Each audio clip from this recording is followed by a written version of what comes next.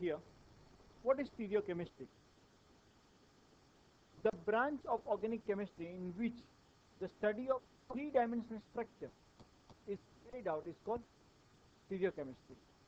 What is stereochemistry? जहाँ पे हम थ्री डायमेंशन स्ट्रक्चर को पढ़ाई करने वाले हैं उसको हम क्या बोलेंगे? Stereochemistry.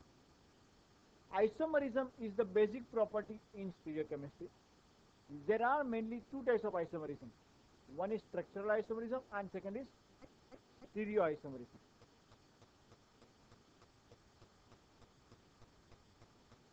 Now, about isomerism we have studied in 11th standard. One isomerism is called conformational isomerism. I don't know how much in detail you know about this, but that's fine. Right now it doesn't make big difference. And second is configurational isomer, in which we know in detail about geometrical isomerism. You have learned in last semester. Okay, cis isomers and the trans isomers. That's what we have learned. Today I am going to teach you optical isomer. So what am I going to teach you is optical isomer.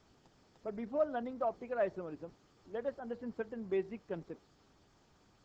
First of all, let us understand what does mean by plane polarized light. What does mean by plane polarized light? Suppose if we have a beam of light coming towards you, beam of light coming towards you, and in that beam of light, actually the propagation of light is taking place in different planes. All of us we know light is a form of wave. So when the light propagates, it propagates in this medium like this. It's coming towards you. Okay? This is not the only plane where it propagates.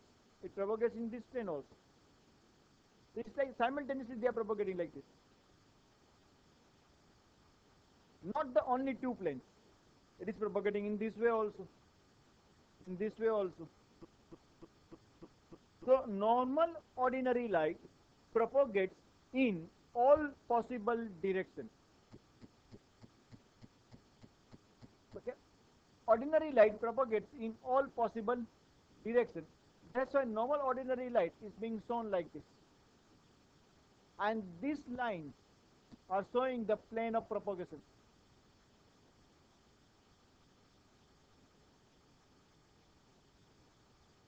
That means it's propagating in all these possible directions. Normal optical light.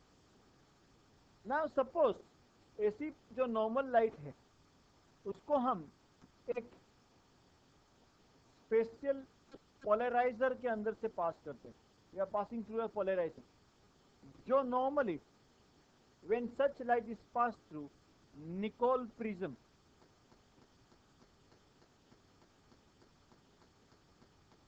और पोलेरॉइड, Nicol prism के through जब पास करते then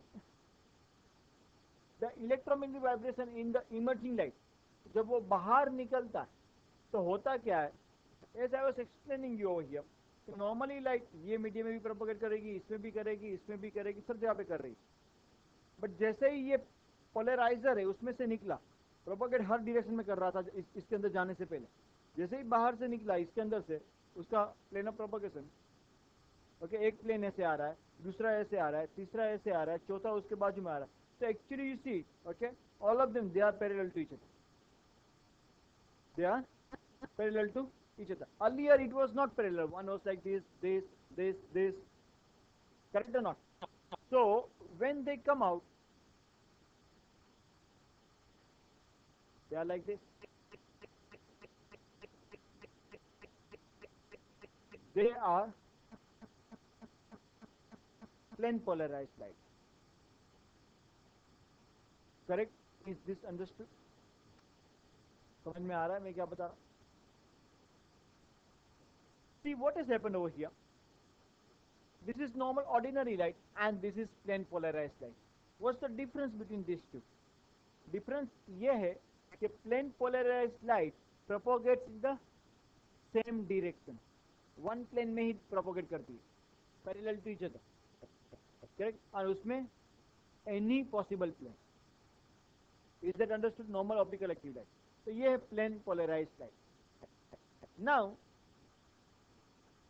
normally हम जो plane polarized light होती है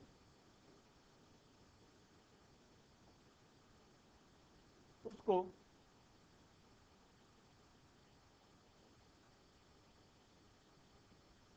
इस तरीके से दिखाते हैं। ओके, एंड ये जो वर्टिकल लाइन है it shows, it does show the plane of propagation. What does it show? Suppose मेरे पास यहाँ पे एक प्लेन पोलराइज्ड लाइट है,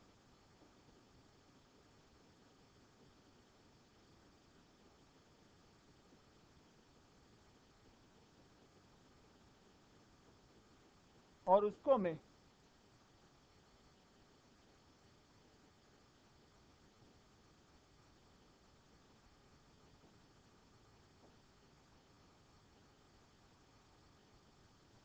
एक कंटेनर में रखे हुए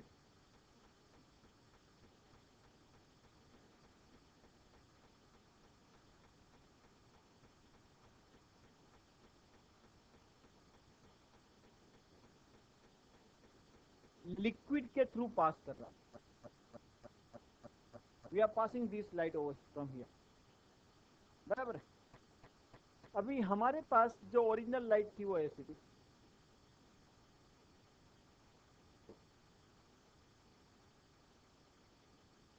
अगर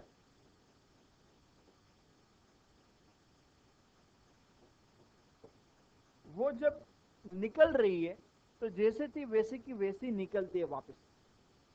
What we have done, we have passed this plane polarized light through this liquid, through this substance, and जब बाहर निकलने के बाद वो जैसी थी वैसी की वैसी ही निकल रही है।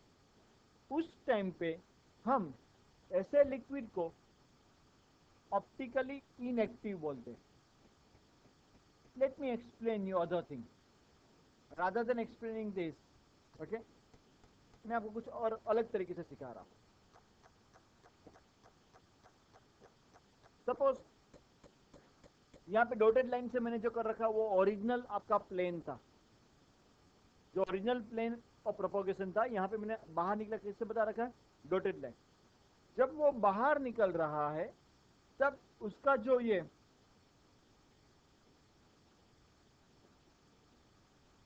प्लेन ऑफ प्रोपोगेशन है उसकी डायरेक्शन चेंज हो जाती है। लेट्स से कि वो राइट हैंड साइड को इस तरफ मूव गई।